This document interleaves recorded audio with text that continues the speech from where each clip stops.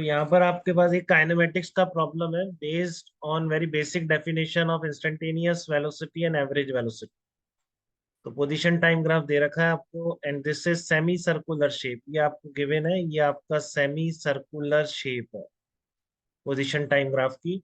You have to find out the time when the average velocity from T equal to zero, तो this is T equal to zero to that point, मतलब आपको time instant T की value बतानी है। Let's say हम उसको T not बोल देते हैं, ठीक है। दिस टाइम टी नॉट पर average velocity becomes equal to instantaneous velocity and this t naught must lie between 2 to 8 seconds. This t naught will must lie between 2 to 8 seconds. So you have to find out that time instant जबकि आपका average velocity और instantaneous velocity equal हो जाएगा। तो try करिए आप इस problem को, काफी बेसिक प्रॉब्लम है, बहुत इंपॉर्टेंट है। चलिए तो इसका सॉल्यूशन देखते हैं। अब इस बार आप देखो कि एवरेज वेलोसिटी क्या होती है। एवरेज वेलोसिटी का मैग्नीट्यूड होता है टोटल डिस्प्लेसमेंट अपॉन टाइम। तो आपको टी इक्वल टू जीरो से देखना है, तो यहाँ तक तो सब जीरो ही है, कोई position t equal to zero से यहाँ तक अनचेंज रहती है। टू पर स्टार्ट होता है पोजीशन चेंज होना, तो 2 से 8 सेकंड के बीच वो इंस्टेंट बताना है when average velocity is equal to instantaneous velocity. तो आप एक बार देखना इस तरीके से, जैसे ये प्लॉट को थोड़ा सा एनलार्ज करके बना लेते हैं। एंड दिस इज योर 5, तो एक रेडियस इसकी 3 है, इस सर्कल की है ना, रेडियस इसकी 3 हो गई है। अब समझो आप इस पॉइंट पर जैसे अगर निकालते हैं आप इंस्टेंटेनियस वेलोसिटी क्या होगी, एक टेंजेंट ड्रॉ करेंगे आप यहाँ पर। तो this tangent, slope of this tangent, let's say this is theta, this is the instantaneous velocity at that instant.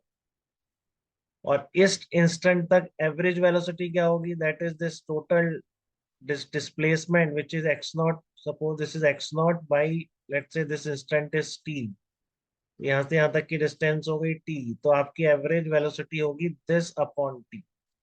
But यहाँ पर इंस्टेंटेनियस वेलोसिटी क्या आ रही है, tan theta equal to this upon this length. तो अभी यहाँ पर जैसे मैंने एक एग्जांपल ड्रॉ किया है, तो इंस्टेंटेनियस वेलोसिटी और एवरेज वेलोसिटी सेम नहीं है। बट आप एक चीज देखो, लेट से इसको अगर मैं एक्स नॉट बोल दूं, तो आपको ये क्लियर है क्या, ये जो एंगल आ रहा है 5, तो अभी एवरेज वेलोसिटी यहाँ पर इस टेन फाइव के बराबर है, एक्स नॉट अपॉन टी, और इंस्टेंटेनियस वेलोसिटी इस टेन थीटा के बराबर। तो ये पूछ रहा है कब ये instantaneous velocity tan theta tan five के बराबर हो जाए।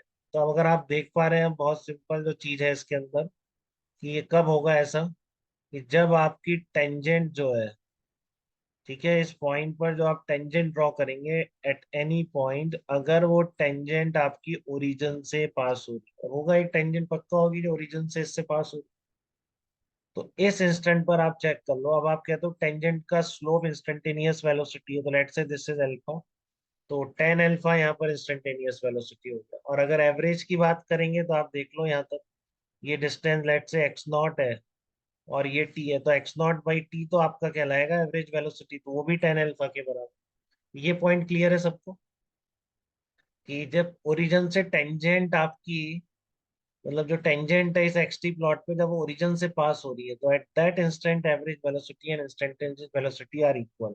तो अब आपको टाइम इंस्टेंट निकालना है, तो वो भी बहुत आसान है, एक बार निकाल लेते हैं अपन। तो ये समझ में आ गया, टेन अल्फा को जब आपकी टेंजेंट ओरिजिन से पास कर रही है, एट दैट इंस्टेंट आपकी average velocity and instantaneous velocity equal. अब आपको टी की वैल्यू निकालनी है, तो यहाँ से मैंने परपेंडिकुलर ड्रॉप कर दिया, this is tangent, this is radius, 90 degree पर होंगे, तो रेडियस इसकी 3 है, ठीक है। अब ये डिस्टेंस देखो ओरिजिन से दे रखी है क्वेश्चन में, यहाँ से यहाँ तक ये डिस्टेंस 5 है, तो ये एंगल है 90 डिग्री, तो दिस डिस्टेंस विल बिकम 4, ठीक है। Now you have to find out this length.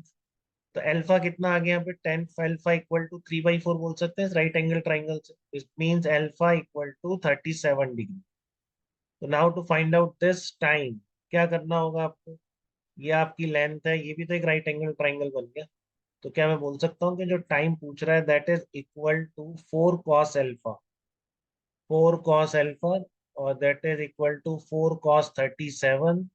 तो ये टाइम आ जाएगा 4/5, 16/5, तो आंसर विल बी 3.2 सेकेंड। तो काफी बढ़िया प्रॉब्लम था, और इस तरह के सारे प्रॉब्लम्स एक ऐप में स्टोर्ड हैं, जो आपका लिंक जिसका डिस्क्रिप्शन है, पूरा 11th 12th का सिलेबस आप वहां से कवर कर सकते हैं।